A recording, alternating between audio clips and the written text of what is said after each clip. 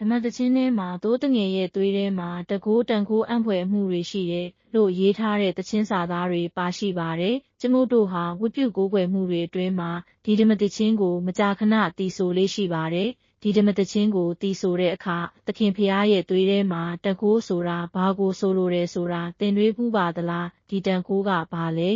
။သခင်ဖျားရဲ့အဖိုးတန်သွေးမှာအံ့ဩဖွယ်ကောင်းတဲ့တန်ခိုးတွေအများကြီးရှိပါတယ်။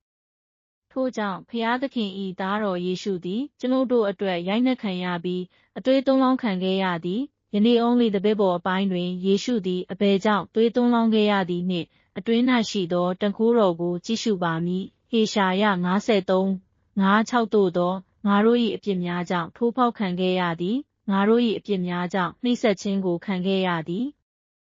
ငါတို့၏ကောင်းကျိုးချမ်းသာအတွက်ဆုံးမခြင်းသည်သူ့အပေါ်သို့ကြာရောက်ခဲ့သည်သူ၏ရိုက်နှက်ခြင်းအားဖြင့်ငါတို့သည်အနာရောဂါငြိမ်းခြင်းသို့ရောက်ကြ၏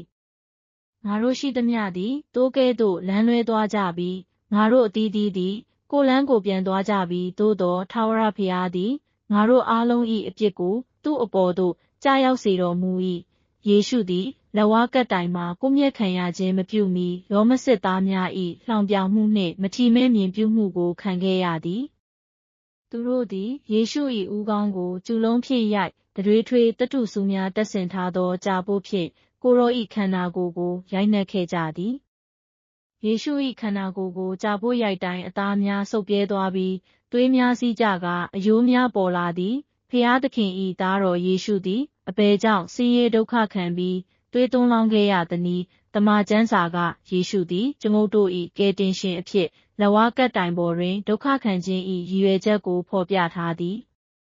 ဟေရှာယ53:5-6သို့သောငါတို့၏အပြစ်များကြောင့်ထိုးဖောက်ခံခဲ့ရ၏ငါတို့၏အပြစ်များကြောင့်နှိပ်စက်ခြင်းကိုခံခဲ့ရ၏ငါတို့၏ကောင်းကျိုးအတွက်ဆုံးမခြင်းသည်သူ့အပေါ်သို့ကြာရောက်ခဲ့ပြီးသူ၏ဒဏ်ချက်အားဖြင့်ငါတို့သည်ပျောက်ကင်းသွားကြသည်ငါတို့ရှိသမျှသည်သိုးများကဲ့သို့လမ်းလွဲသွားကြပြီးငါတို့အသီးသီးသည်ကိုယ်လမ်းကိုပြန်သွားကြပြီးသို့သောထာဝရဘုရားသည်ငါတို့အားလုံး၏အပြစ်ကိုသူ့အပေါ်သို့ကြာရောက်စေတော်မူ၏ယေရှုသည်ကျွန်ုပ်တို့၏အပြစ်များအတွက်ထိုးဖောက်နှိပ်စက်ခံခဲ့ရပြီးပြစ်ဒဏ်ကိုခံယူကာအသွေးသွန်းလောင်းခံခဲ့ရသည်ထို့ကြောင့်ကျွန်ုပ်တို့သည်စစ်မှန်သောငြိမ်းချမ်းမှုကိုရရှိပြီးယောဂအားလုံးမှလွတ်မြောက်နိုင်မည်ဖြစ်သည်မဿဲ9တွင်လူများသည်အိပ်ရာပေါ်တွင်လဲလျောင်းနေသောလေဖြတ်သူတဦးကိုယေရှုထံသို့ခေါ်ဆောင်လာခဲ့ကြသည်ယေရှုသည်သူတို့၏ယုံကြည်ခြင်းကိုမြင်တော်မူပြီးသားအားယူလော့သင်၏အပြစ်များကိုခွင့်လွှတ်တော်မူပြီဟုမိန့်တော်မူခဲ့သည်လေဖြတ်နေသူကိုကုသပေးခြင်းမပြုမီယေရှုသည်အပြစ်ပြဿနာကိုသားရဲရင်းလော့သင်၏အပြစ်များကိုခွင့်လွှတ်တော်မူပြီဟုမိန့်တော်မူခြင်းဖြင့်ဦးစွာကင်တွယ်ဖြေရှင်းခဲ့သည်ထို့နောက်ယေရှုကထလော့သင့်အိပ်ရာကိုဆောင်၍အိမ်သို့သွားလော့ဟုမိန့်တော်မူခဲ့သည်လေဖြတ်သူသည်ချက်ချင်းပျောက်ကင်းသွားပြီးသူ၏အိပ်ရာကိုသယ်ဆောင်ကာထွက်သွားခဲ့သည်ယောဟန်ခရစ်ဝင်9တွင်38နှစ်ကြာဖျားနာနေသူတဦးကိုကုသပေးပြီးနောက်ယေရှုကနောက်တဖန်အပြစ်မပြုနှင့်ထိုထက်ဆိုးသောအရာသည်သင်၌မဖြစ်ပါစေနှင့်ဟုသတိပေးခဲ့သည်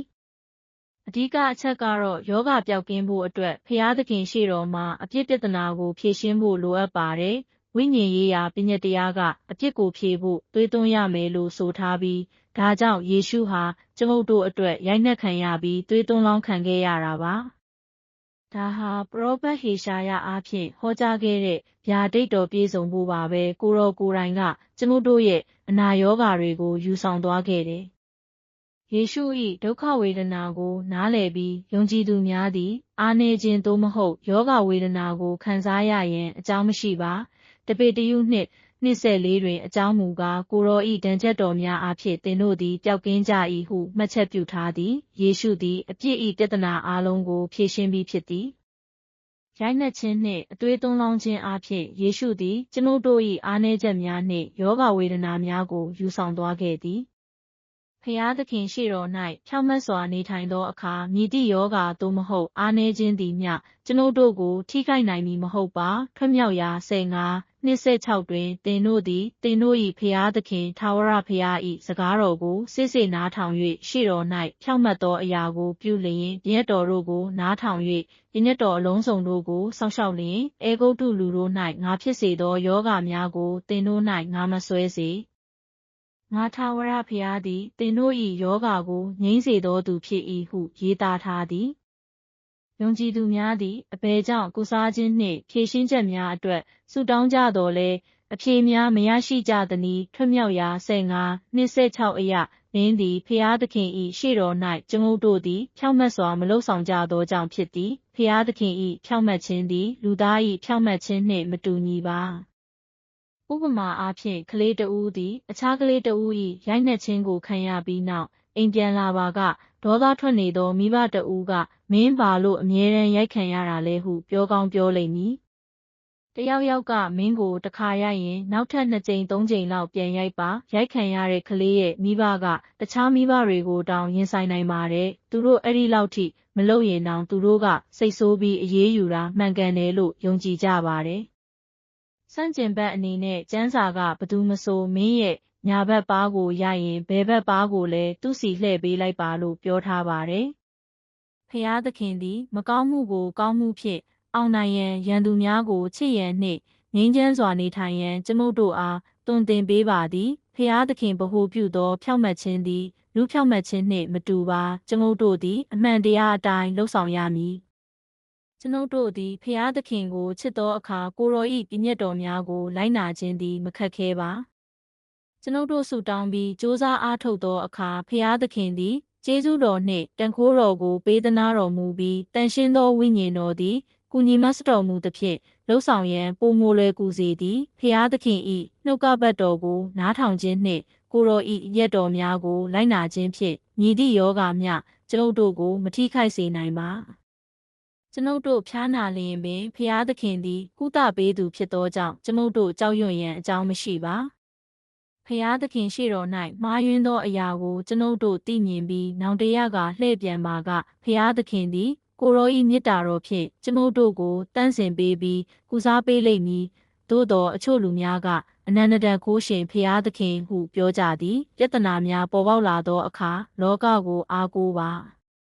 ဖျားနာသည့်အခါဆေးရုံကိုရွေးချယ်ခြင်းသည်တင်ဤပထမဆုံးရွေးချယ်မှုဖြစ်ပါကဖျားသခင်၏အရာခတ်သိမ်းကိုတည်နာလေခြင်းနှင့်အရာခတ်သိမ်းကိုတတ်နိုင်သောဉာဏ်ပညာကိုသင်မယုံကြည်ကြောင်းပြသနေသည်ထို့သောသူများသည်ဖျားသခင်ကိုမနှစ်သက်နိုင်ပါတမန်ကျမ်းစာတွင်ကောင်းမွန်သောဥပမာတစ်ခုမှာဘယင်အာသဖြစ်သည်ရာဇဝင်ကျုံနှင့်အခန်းကြီး16တွင်ဘယင်အာသသည်အစာပိုင်းတွင်ဖျားသခင်ကိုကောင်းစွာဝတ်ပြုခဲ့တော်လဲအချိန်ကြာလာသည်နှင့်အမျှလူများကိုအားကိုးခဲ့သည်ခြေထောက်ယောဂဖြင့်ဖျားနာသောအခါဖျားသခင်ကိုမရှာဖွေဘဲဆရာဝန်များကိုသာအားကိုးခဲ့ပြီးနောက်ဆုံးတွင်သေဆုံးသွားခဲ့သည်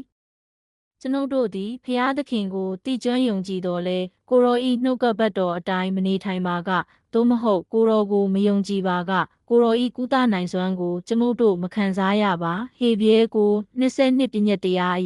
ရာခတ်သိမ်းသည့်အသွေးအားဖြင့်စင်ကြယ်ခြင်းသို့ရောက်၏အသွေးမသွန်းလောင်းဘဲအပြစ်လွတ်ခြင်းမရှိဟုဆိုရပေမည်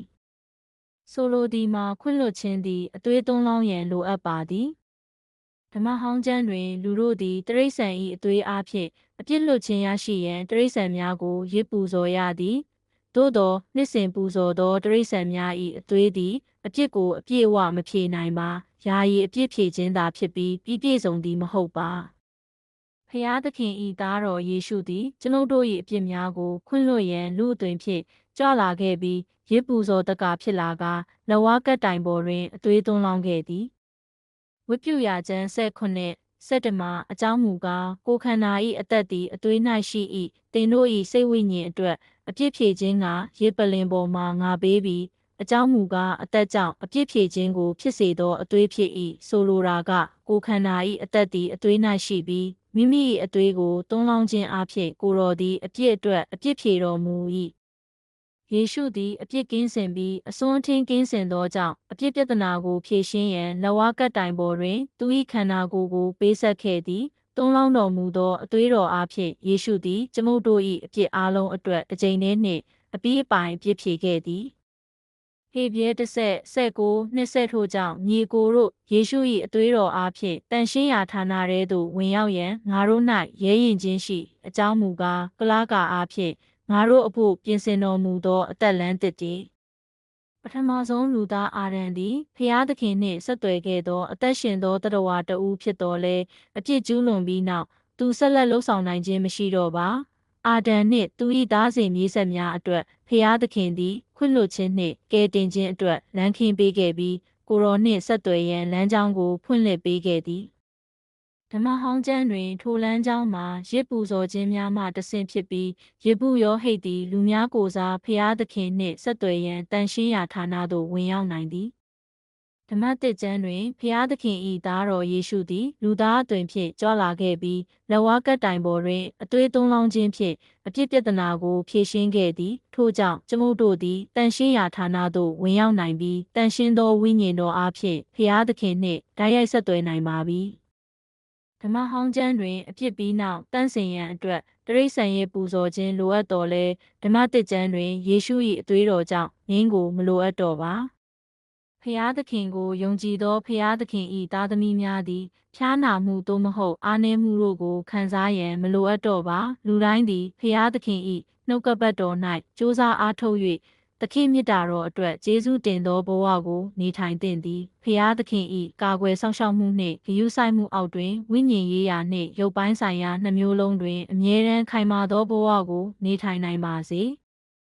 သင်အတွက်ဆုတောင်းပေးပါရစေချစ်လှစွာသောကောင်းကင်ဘုံရှင်အဖကိုတော်သည်ကျွန်ုပ်တို့ကိုမြည်တို့ဤမြနှဆိုင်စွာချစ်တော်မူသည်။ယေရှုသည်ကျွန်ုပ်တို့၏အားနည်းခြင်းနှင့်ဖျားနာခြင်းကိုယူဆောင်သွားပြီးအသွေးတော်ကိုသွန်းလောင်းကာကုစားခြင်းနှင့်ငြိမ်သက်ခြင်းကိုပေးသနာတော်မူ၏